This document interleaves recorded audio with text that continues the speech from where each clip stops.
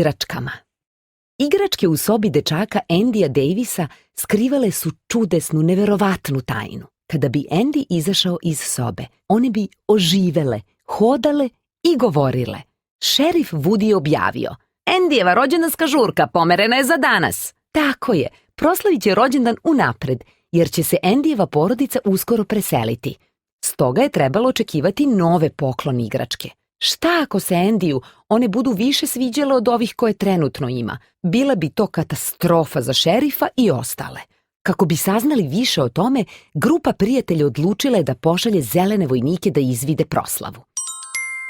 Evo i gostiju s poklonima. Rođendanska žurka je počela, a izgledalo je da među poklonima uopšte nije bilo zabavnih igračaka. Iznenada vojnici su upozorili ostale. Andy dolazi gore. Trenutak kasnije doneo je novu igračku u sobu, a zatim se vratio na žurku. Pridošlica je bio Buzz Svetlosni, svemirski rendžer, koji nije bio svestan toga da je igračka. Woody nije mogao da poveruje. Nemoguće.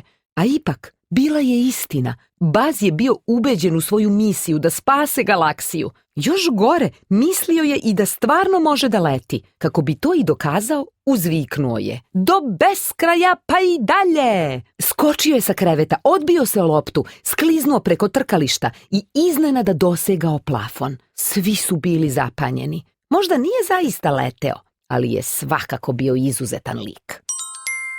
Andy je voleo Buzza i Woody je postajao ljubomoran. Dečak je želeo da ide u pizza restoran i da ponese Buzza sa sobom, a Woodyu se to uopšte nije svidelo. Zato je pokušao da zaturi svemirskog rendžera iza stola pomoću automobilčića na daljinsko upravljanje. Međutim, nehotice ga je gurnuo s prozora. Woody je sada zaista preterao. Pošto nije mogao da pronađe Buzza, Andy je zgrabio šerifa i uputio se ka automobilu. Srećom, Buzz nije bio povređen i pridružio im se. Woodyu je laknulo i obradovao se što ga ponovo vidi.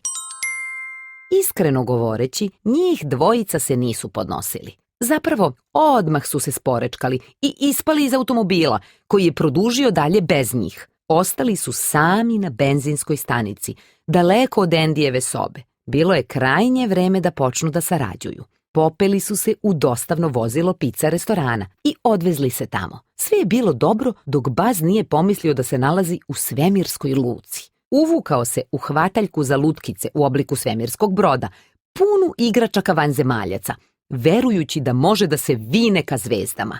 Woody nije imao drugog izbora nego da ga sledi. Jedan dečak rešio je da odigra igru. Uhvati Buzza i odnese ga kući. Bio je to Sid, Andyjev grozni komšija, koji se loše ophodio prema igračkama. Već je uspeo da zgrabi svemirskog rendžera. Woody se hitro zakačio za Buzzove noge u pokušaju da ga povuče nadole.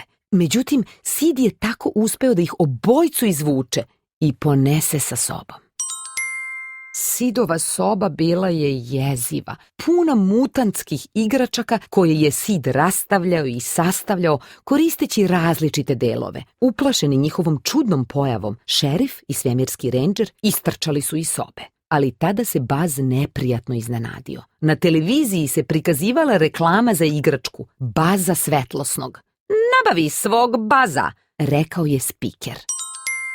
Buzz je bio uzrujan. Iznenada je shvatio da je bio igračka, a ne pravi svemirski rendžer. A kada je pokušao da poleti, srušio se na pod, polomivši ruku. Woody je ubrzo pronašao Buzza i otkrio da mu je Sidova mlađa sestra Hana obukla roze keceljicu kako bi s njim pravila čajanku.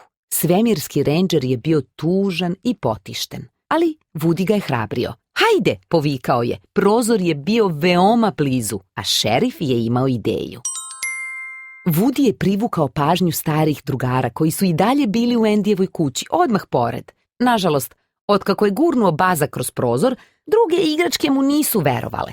Čak su mislile i da se iz ljubomore otarasio svemirskog rendžera. "Buzze, dođi ovamo", povikao je šerif, kako bi svima dokazao da to nije bila istina. Osjećajući se beznadežno, svemirski rendžer je bio previše snužden da bi uopšte i ustao. Woody je uzeo Buzzovu ruku i mahao njome, pretvarajući se da je pored svog prijatelja. Igračke nisu poverovale u to, a kada su videle Buzzovu odlomljenu ruku, pomislile su i da ga je Woody rasturio. Sada sigurno nisu htele da mu pomognu. U tom trenutku mutantske igračke okružile su Baza kako bi ga popravile. Tako je, one su zapravo bile dobre i ljubazne. Woody im se zahvalio, ali u tom trenutku je Sid stigao kući.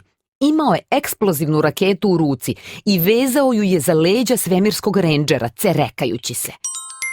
Sledećeg dana Sid je bio spreman za lansiranje. Da stvar bude gora, Woody je bio zarobljen ispod plastične kutije. Buzz jedva da je imao vremena da oslobodi svog prijatelja pre nego što je Sid zgrabio svemirskog rendžera i otrčao u baštu. Postojao je samo jedan način da se spasu. Igračke su otkrile Sidu da mogu da govore i kreću se samostalno. Dok je Woody grdio Sida, mutantske igračke su ga okružile. Nasilnik je pobegao glavom bez obzira, prestravljen. Woody i Buzz su bili slobodni, ali otkrili su da je Andy kolima upravo otišao u svoju novu kuću. Sve ostale igračke su međutim već bile u kamionu za selidbe, te su se šerif i svemirski rendžer dali u poteru. Čim se domogao kamiona, Woody je spustio automobilčić na daljinsko upravljanje kako bi pokupio Buzza, ali ostale igračke nisu shvatale da je on želeo da pomogne svemirskom rendžeru, pa su izbacile Woodya iz kamiona. Sada su obojica završili na automobilčiću.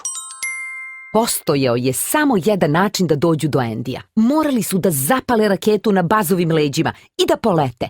Iskoristili su Buzzovu providnu kacigu kao sočivo koje koncentriše sunčeve zrake i Woody je zapalio fitilj. 3, 2, 1, vuš! Njih dvojica su velikom brzinom jurnuli prema automobilu u kojem su se nalazili Andy i njegova porodica. Zatim je Buzz odbacio raketu i zajedno sa Woodyjem je upao u automobil kroz krovni prozor. Uspeli su! Woody, Buzz i sve ostale igračke konačno su stigli do Andyjevog novog doma. Na kraju, nakon ove neverovatne avanture, šerif se pomirio sa ostalim igračkama i postao veoma blizak prijatelj sa svemirskim rendžerom. Ovo prijateljstvo će se nastaviti do beskraja, pa i dalje.